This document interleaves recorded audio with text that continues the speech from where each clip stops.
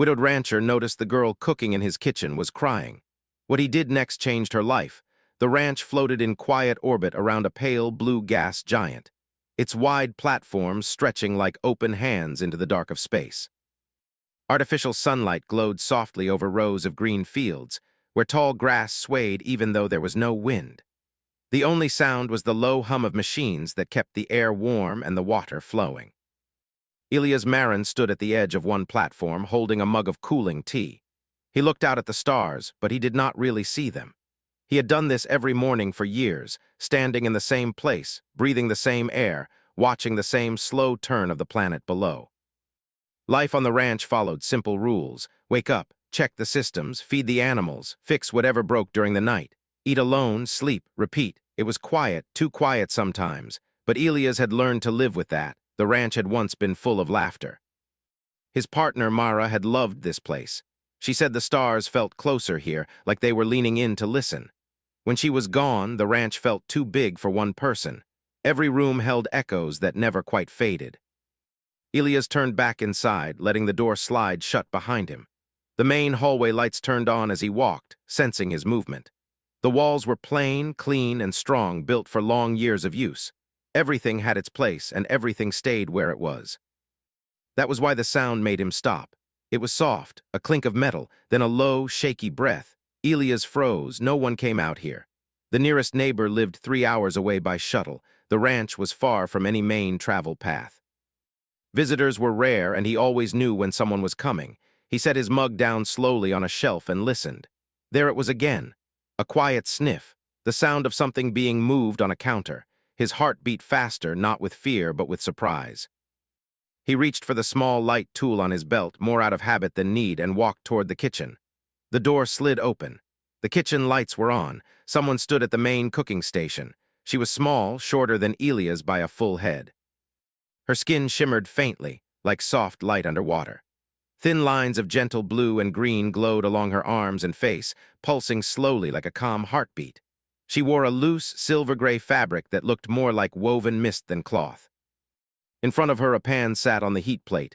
Something inside it hissed quietly, and she was crying. Her shoulders shook as tears fell onto the counter. She wiped her face with the back of her hand, leaving a faint, glowing trail behind. Her other hand held a simple kitchen tool, but she didn't seem to know what to do with it. Elias stood still, unsure if he was real or dreaming. The girl noticed him. She gasped and turned around, eyes wide and shining like polished glass. The pan made a sharp sound as she accidentally moved it. "I'm sorry," she said quickly, her voice soft and uneven. "I didn't mean to take anything, I just needed warmth." Elias lowered his hand from his belt. "You're not in trouble," he said slowly, keeping his voice calm. "You can breathe. This is my home. Who are you?" She hesitated, then bowed her head slightly. "My name is Luma," she said. "I didn't know this place belonged to someone. My pod landed near your fields. I saw the light." Elias looked at her again, really looked this time. She wasn't dangerous. She wasn't threatening. She looked tired, cold, lost. He glanced at the pan. "What are you trying to make?" Luma looked at it, then back at him. "Food, I think. The translator said humans eat this plant." Elias stepped closer and peered inside. A bundle of raw grain stalks sat in the pan, slowly burning. "That one needs water first," he said gently. Luma's glowing lines dimmed a little. "Oh!" Elias reached for another pan and set it on the heat plate. He filled it with water and handed her the stalks. "Here, try again." "I'll show you." She watched closely as he placed the stalks in the water and adjusted the heat. Her eyes followed every movement, like she was afraid to miss something important. They stood side by side in silence for a moment, the quiet filled only by the soft sound of boiling water. "Are you alone?" Elias asked. Luma nodded. "My family was traveling between systems," she said. "Our ship is alive. It grows and moves like a great creature." "Something went wrong. I was placed in a safety pod. I thought it would stay close to them, but space is very big." Elias felt a small ache in his chest. "How long have you been here?" 2 days, she said. "I hid in the tall grass. I followed the light when it turned dark." Elias imagined her alone on the wide ranch fields under strange stars, not knowing if anyone would find her. He thought about how quiet his home must have looked from the outside. Empty, still. "You can stay," he said without thinking. Luma looked up at him, surprised. "Stay."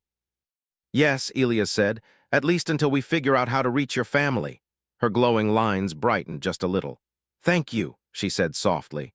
The water finished cooking, and Elias showed her how to drain it and add simple seasoning. He let her do most of the work, guiding her hands instead of taking over. When it was done, they sat at the small table near the window. Luma took a careful bite. Her eyes widened. "It's warm," she said, like it was a new and wonderful idea. Elias smiled for the first time in a long while. As they ate, Luma asked questions, so many questions. "What is this planet made of?" "I used to live with someone," he said. "She liked helping people who passed through. She said no one should feel like the universe forgot them." Luma tilted her head. "Did the universe forget her?" "No," Elias said after a moment. "But I think I forgot how to let it remember me."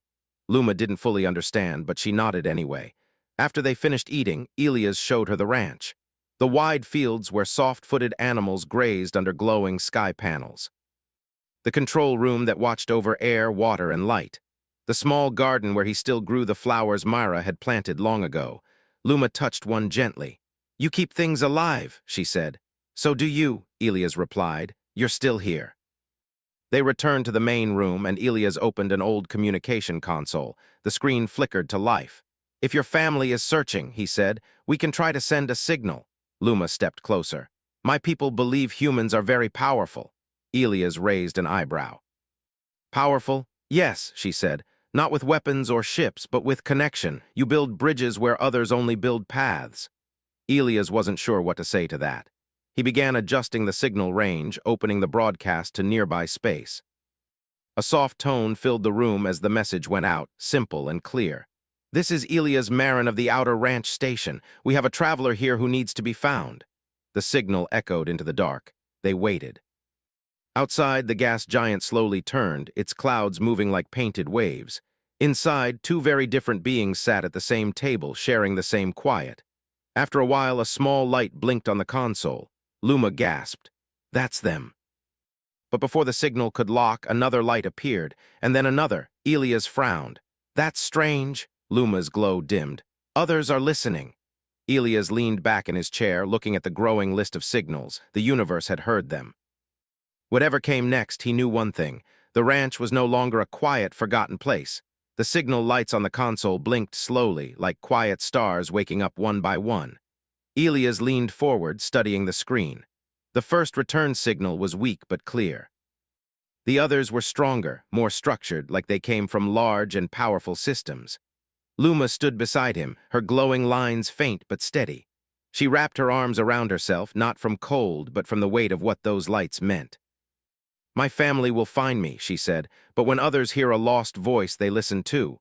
Elias turned to look at her. "Is that a bad thing?" "Not always," Luma said, "but sometimes watchers become judges." Elias did not like the sound of that. He sent a short reply to the first signal, simple and open. He gave their location and said Luma was safe. Then he leaned back in his chair and waited. The ranch felt different now. The quiet was no longer empty. It was full of waiting. He stood and walked to the window. Outside, the wide fields glowed under the artificial sky. The animals moved slowly, unaware that the ranch had become a point of interest in a much larger universe. Luma joined him. "My people tell stories about humans," she said. Elias smiled slightly. "Good ones, I hope." "Strange ones," she replied. "They say humans are like seeds. You land in one place, but your ideas grow everywhere." Elias thought about that, about how settlers came and went, how they shared tools, maps, stories, and meals. How no one truly stayed alone for long, even on the far edge of space.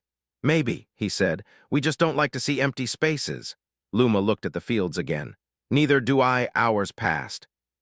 Elias made another meal, this time something simple and warm, and Luma helped without burning anything. She laughed when steam fogged up her face, and Elias found himself laughing too. Later, he showed her one of the spare rooms. It was small, clean, and unused for years. "You can sleep here," he said. Luma touched the bed carefully like it might float away. "Your home has many quiet corners," she said. "They feel safe." Elias nodded. "That's what it was built for." She rested for a while, but Elias could tell she did not truly sleep. Her people did not rest the same way humans did. She lay still, eyes open, watching the light patterns move across the ceiling. Elias went back to the control room and checked the signal again. The first light was stronger now. The others were closer. A soft chime filled the room. The screen flashed and a new message appeared, written in careful, neutral symbols that the translator slowly turned into words. Observation vessel entering local space. Human settlement detected. Contact requested. Elias exhaled slowly. Luma appeared in the doorway. They have come. Who are they? Elias asked. A group of many species, she said. They watch new worlds. They decide when someone is ready to be known. And are we? Elias asked. Luma did not answer. The ranch systems hummed softly, like they were listening too. Elias straightened his shoulders and opened the channel. This is Elias Marin, he said. You can speak. The screen filled with a shifting pattern of light. A voice followed, calm and smooth, neither loud nor soft. Human Elias Marin, it said. We acknowledge your signal. We are the collective watch. The young traveler with you is registered under protected migration status. She's safe here, Elias said. She's not a sample or a signal. She's a person. There was a pause. Your classification of the traveler is noted, the voice replied. We request permission to observe. Luma stepped closer to Elias. He could feel the faint warmth of her glow through his sleeve. You can observe from a distance, Elias said, but this is my home. You don't get to decide what happens inside it. Another pause. Your response aligns with previous human behavioral patterns, the voice said. We will comply. The screen went dark. Luma let out a long breath she didn't realize she was holding. Thank you, she said. Elias nodded. No one should feel like they're being watched in their own kitchen. They went back to the window. In the far distance, a faint shape moved against the stars. It was too far away to see clearly, but it was there. My family's ship will come from the other side, Luma said. How do you know? I can feel it, she replied. We are like threads in the same cloth. Elias did not fully understand, but he liked the way it sounded. The next day, he opened the ranch communication channel to nearby settlers. He didn't explain everything. He just said someone needed help and the sky was about to get busy. People responded. A mechanic from the southern platforms offered to boost signal strength. A trader passing through sent spare power cells.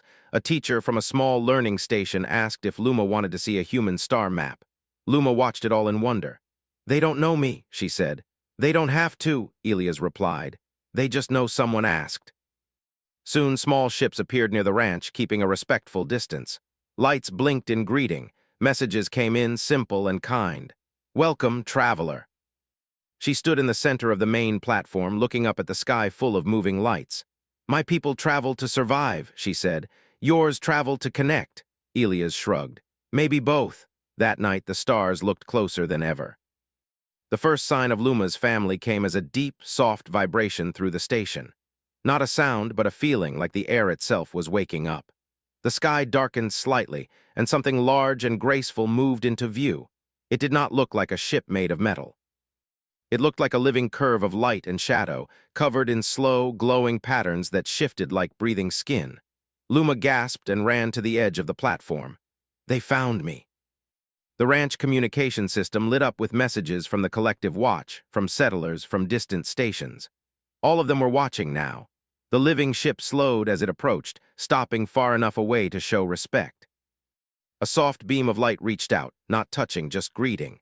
Luma lifted her hand, and her glowing lines matched the pattern in the beam. Elias stood behind her, feeling very small and very proud at the same time. A voice filled the air, warm and layered, like many voices speaking as one.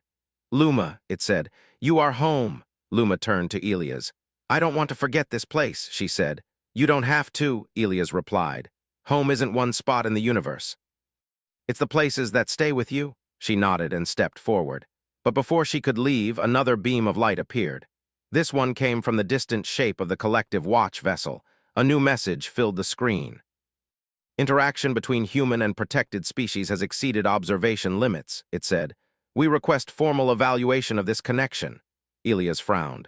What does that mean? Luma asked. It means, Elias said slowly, they want to understand why we matter to each other.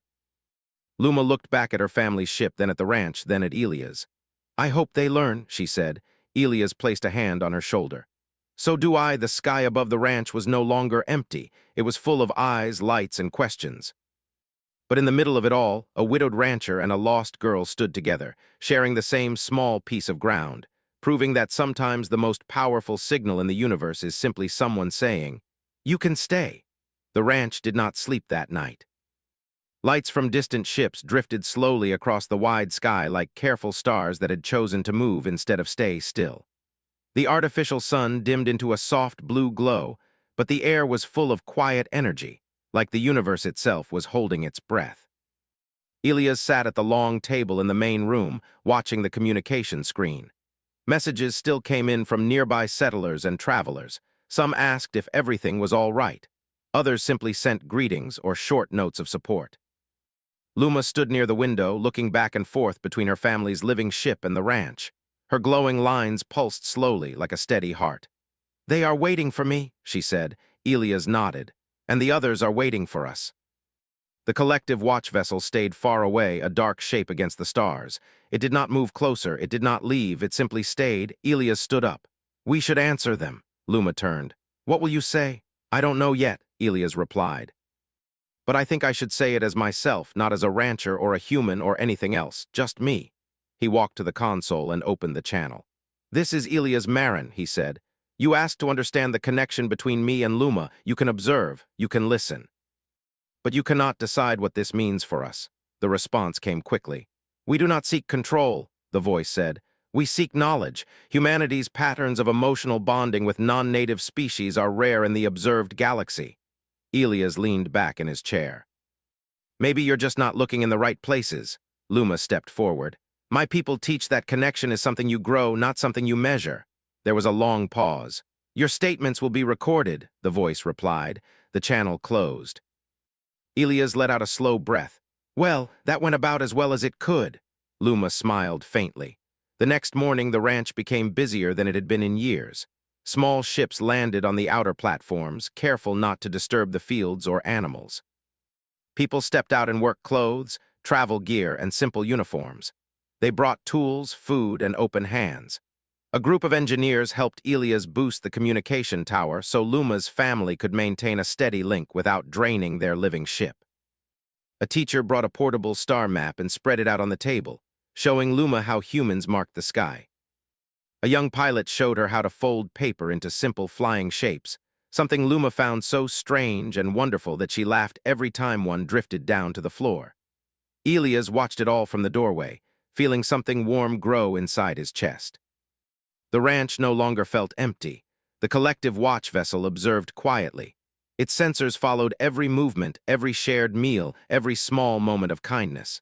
They recorded how humans worked together without orders. How they offered help without asking for anything in return. Luma sat in the garden with Elias, touching the glowing leaves of a plant from her homeworld that her family had sent down in a small pod. It shimmered gently beside the human flowers, different but not out of place. "My people do not stay in one place for long," she said. "We move so the universe does not forget us." Elias knelt beside her. "We stay so we can remember." She thought about that. Later that day, a soft light filled the sky as the collective watch sent a message to every ship nearby. "Human Elias Marin and traveler Luma are invited to share their experience for formal evaluation," it said. "This is not a command. This is a request." Elias looked at Luma. "What do you think?" Luma looked at the people on the ranch. The settlers, the travelers, the teachers, the engineers. All of them had come because someone needed help. "I think," she said, "they should see what I see." They did not go to the collective watch vessel. Instead, Elias opened the ranch platform and invited the observers to send a presence down. A soft shape formed in the air, made of light and shifting color. It did not touch the ground. It hovered, watching. Elias gestured around him. "This is my home," he said. "This is what you wanted to understand." The presence scanned the area, the fields, the people, the animals, the small glowing plant beside the human flowers. "What is the purpose of this gathering?" it asked. Elias answered simply, "To make sure no one feels alone." Luma stepped forward. "My family ship is alive," she said. "It keeps us safe, but it does not teach us how to stay." The presence paused. "Explain," it said. "When I was lost," Luma continued, "I thought I would disappear, not just from space, but from memory. Elias found me. He did not know me, but he made a place for me anyway." Elias felt his throat tighten. The presence turned to him. "Why did you do this?" Elias thought of Myra, of the empty rooms, of the long, quiet years. "Because I know what it feels like to be lost," he said. "And I know what it feels like when someone opens a door instead of closing one." The presence was silent for a long time. Around them, the ranch continued as normal. Someone fixed a broken water line. Someone else shared a meal. Luma's family's living ship glowed softly in the distance, patient and calm. Finally, the presence spoke. Human connection is not based on survival alone, it said. It is based on choice. Elias nodded. Every day. The presence began to fade. Your species will be reclassified, it said, not as silent giants but as open signals. Luma's eyes widened. What does that mean? It means, the voice replied, you do not simply exist in the galaxy, you invite others to exist with you. The light vanished. The sky felt lighter somehow, like a storm that had passed without rain. Luma turned to Elias. They understand now. Maybe a little, Elias said. That's usually how it starts. The time came for Luma to leave. Her family's ship moved closer, its glowing patterns bright and welcoming. A soft path of light formed between the ranch platform and the living vessel. Luma stood at the edge, looking back. The settlers gathered behind Elias. Some waved, some bowed their heads. Some simply smiled. I will carry this place with me, Luma said, wherever I go. Elias stepped forward and placed a small object in her hand. It was a simple metal tag from the ranch, stamped with its name and coordinates. So you can always find your way back, he said. Luma closed her fingers around it. Her glow brightened until it matched the light of her family's ship. She stepped onto the path and walked toward the stars. Elias watched until she was a small point of light, then nothing at all. The ranch slowly returned to its usual quiet. Ships departed, people said their goodbyes, but the silence was different now. It was full, not empty. That night, Elias stood at the edge of the platform again, holding a warm mug in his hands. The stars looked closer like they always had. But now he felt like they were not just watching. He felt like they were listening. The ranch felt quieter after Luma left, but it was not the same kind of quiet Elias had known before. This silence did not press down on his shoulders. It rested lightly, like a soft blanket over warm ground. The glowing plant from Luma's world stood in the garden beside the human flowers. Its light pulsed slowly, steady and calm, like it was breathing. Elias visited it every morning, touching one leaf gently before starting his work. It reminded him that something small and kind could travel across the galaxy and still grow. The collective watch vessel remained in the sky. It did not move closer. It did not leave. Days passed. Ships still came to the ranch, though not as many as before. Some brought supplies. Some brought messages from far stations. Some brought nothing at all except curiosity and quiet respect. People now spoke about the ranch as if it were more than just a place to grow food and care for animals. They called it a meeting point, a signal, a light. Elias did not know how he felt about that.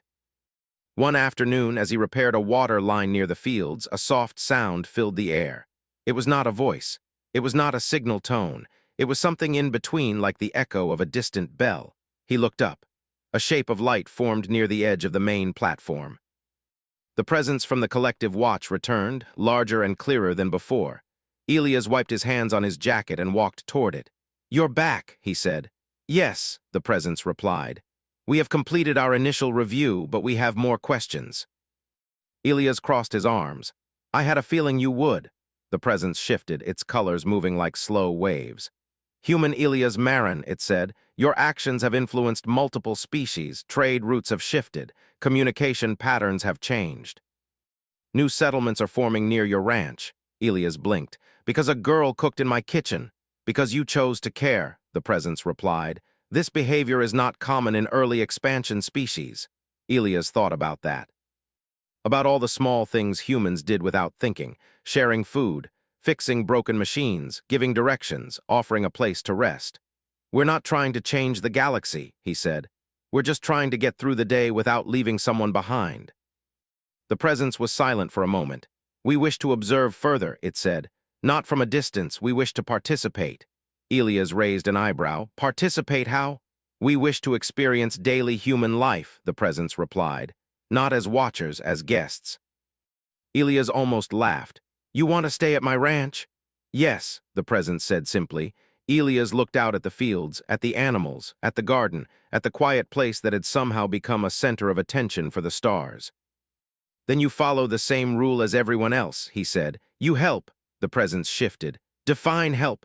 You'll figure it out, Elias replied. The next morning, a small physical form arrived from the collective watch vessel. It was not fully solid, but it could touch the ground. It stood tall and thin, its surface smooth and reflective like polished stone underwater. Elias handed it a simple tool. "Fence line needs fixing," he said. The presence looked at the tool, then at the fence. Then back at Elias. It tried. The first attempt was clumsy. The tool slipped. The wire bent the wrong way.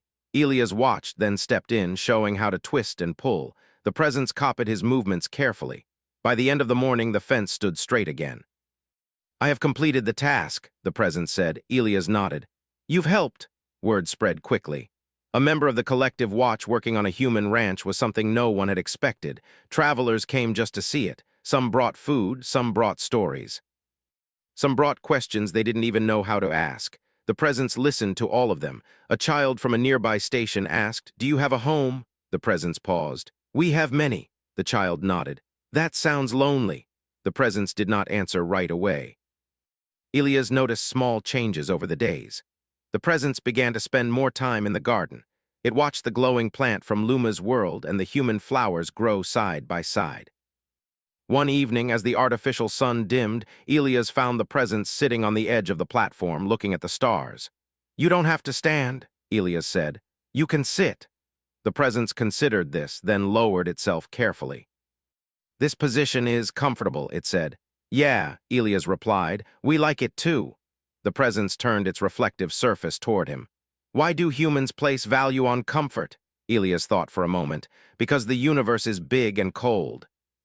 It's nice to have something small and warm." The presence seemed to think about that. Messages began to arrive from far systems, not requests for data, not trade offers, stories. One species shared how they had started opening their stations to travelers instead of turning them away. Another told of building shared gardens where different life forms could grow plants from their homeworlds together. Luma sent a message too. Her image appeared on the screen, glowing brighter than ever. Her family's living ship moved behind her, slow and graceful. "My people have chosen a place to stay," she said.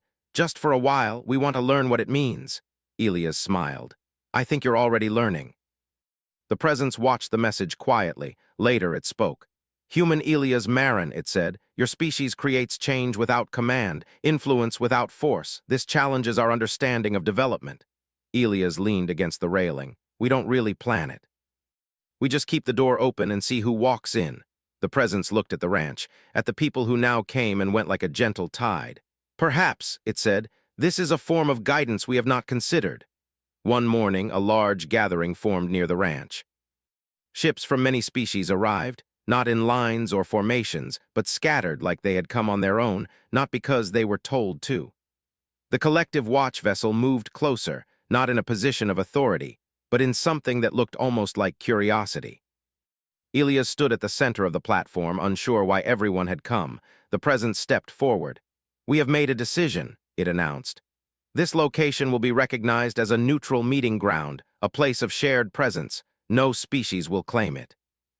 All may enter as guests." A low murmur moved through the crowd. Elias felt a strange mix of pride and worry. "That's a big thing to put on a small ranch," he said quietly. The presence turned to him. "It began with a small action." Luma's message arrived again, live this time. Her face filled the screen. "My people thank you," she said, "for showing the galaxy how to sit at the same table." Elias swallowed. The gathering did not turn into a celebration. It did not turn into a ceremony. It turned into a meal. Tables were set up. Food from many worlds was shared. People and beings who had never stood in the same space before now passed plates and offered tastes and asked simple, honest questions. The presence sat among them. For the first time in its long existence, it did not observe. It participated.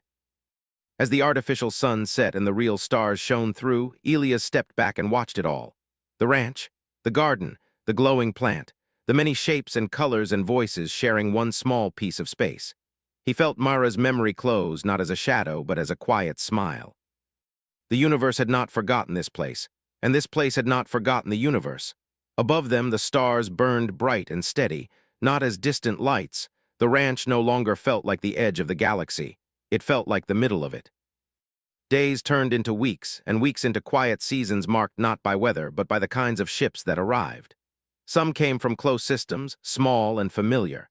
Others came from far away, their shapes strange and beautiful, moving through space like living art. Elias still woke up early. He still checked the systems, walked the fields, and made his simple meals. But now he rarely ate alone. There was always someone passing through, a traveler resting for a night, a teacher bringing new star maps, a gardener carrying seeds from a distant world. Even members of the collective watch came and went, no longer as silent observers, but as guests who asked questions and offered help. The glowing plant from Luma's world had grown tall. Its light spread softly across the garden at night, mixing with the warm yellow of the human flowers. People said they could see it from their ships when they approached, a gentle beacon in the dark. Elias liked that. One quiet morning, as he adjusted the water flow in the fields, his communication device chimed. He wiped his hands and answered it. Luma's face appeared on the screen. She looked older somehow, not in years, but in confidence. Her glowing lines were brighter, steadier, like they had found their own rhythm. "Elias," she said, "my people are leaving again." He smiled. "I figured you wouldn't stay in one place forever," she nodded. "But this time we are not running, we are visiting, we are choosing." "That's a good way to travel," Elias said. Luma's eyes shifted and the screen showed the inside of her family's living ship. Around her stood others from her species and a few humans too. They were sharing food, laughing, pointing at a star map on the wall. "We carry your idea with us," she said. "We open our doors first now, we listen before we move on." Elias felt a warm weight in his chest. "I'm glad." Luma held up something in her hand. It was the small metal tag he had given her, now polished and tied into a thin cord. "I never lost it," she said, "so I never forgot where to find you." The screen faded, but the feeling stayed. Later that day, a large ship arrived. It was not like the others. It was slow and steady, with wide, open platforms and soft lights. A message came through. "Human Elias Marin," it said. "We request permission to stay." Elias leaned back in his chair. "You don't need my permission, you're guests." The ship settled near the ranch and its passengers stepped out. They were from a species that had once avoided all contact. Now they came carrying tools, plants, and simple gifts. One of them approached Elias and bowed slightly. "We heard of a place where no one is a stranger," they said. "We wanted to see if it was true." Elias gestured to the fields, the garden, the tables where people were already gathering. "Stay a while," he said. "Decide for yourself." The collective watch presence stood nearby, watching with something that looked very much like quiet approval. "You have created a pattern," it said to Elias. "It is spreading." Elias shook his head. "I didn't create it, I just didn't stop it." The presence considered this. "That may be the same thing." That evening, as the artificial sun dimmed and the stars came out, a large group gathered near the edge of the platform. Not for a meeting, not for a decision, just to watch the sky. Elias stood among them, holding a warm cup in his hands. A child from a nearby station stood at his side. "Do you think the stars are watching us?" the child asked. Elias looked up. "Maybe, but I think they're more interested in what we're doing down here." The child smiled and leaned closer to the railing. A soft light appeared in the distance, then another, and another. Ships from many directions moved slowly through the dark, not in a line, not in a group, but like they were following a feeling instead of a path. The ranch lights brightened automatically, welcoming them in. The garden glowed, the tables filled. Laughter in many sounds and shapes drifted through the air. Elias stepped back and watched. He thought about the man he had been before, the widowed rancher who stood alone in the morning, staring at stars that felt too far away. The quiet rooms, the long days, the feeling that the universe had moved on without him. Now the universe kept stopping by. The collective watch presence stood next to him. "You have altered our records," it said. "This location is now listed as a point of convergence." Elias raised an eyebrow. "That sounds important." "It is," the presence replied, "but not in the way we usually measure." Elias nodded. "Good." A small figure approached him. It was a traveler from a distant world holding a tiny glowing seed. "For you," they said. "From our home." Elias took it carefully. "Thank you." He walked to the garden and planted it beside Luma's glowing plant. Two lights now stood there, side by side from two different worlds. People began to tell stories as the night deepened. A pilot spoke about getting lost and finding the ranch by accident. A teacher talked about the first time her students met someone who didn't look like them. A trader shared how a simple meal at the ranch changed the way he did business across 3 systems. Each story was small. Together they felt big. Elias listened, not as the center of it all, but as part of it. Later, when most of the visitors had gone to rest in their ships or spare rooms, Elias returned to the edge of the platform. The stars were bright and steady. He felt a presence beside him. The collective watch stood there. "We will continue to observe," it said, "but we will also return as guests." Elias smiled. "The door's always open." The presence paused. "This concept of an open door, we are beginning to understand its value." Elias took a slow breath. "That's all anyone can ask." The night grew quiet but not empty. In the distance, Luma's family ship moved through the stars, carrying light and memory to places Elias would never see. Closer to home, the ranch lights glowed softly, a promise instead of a signal. Years would pass. The ranch would grow. The garden would fill with plants from worlds no human had ever dreamed of. Travelers would tell stories about a place at the edge of a gas giant where the stars felt closer and the doors were always open. They would say that humans did not conquer the galaxy. They welcomed it. And at the center of it all, a widowed rancher would still wake up in the morning, touch the glowing leaves in his garden and look up at the sky. Not to feel small,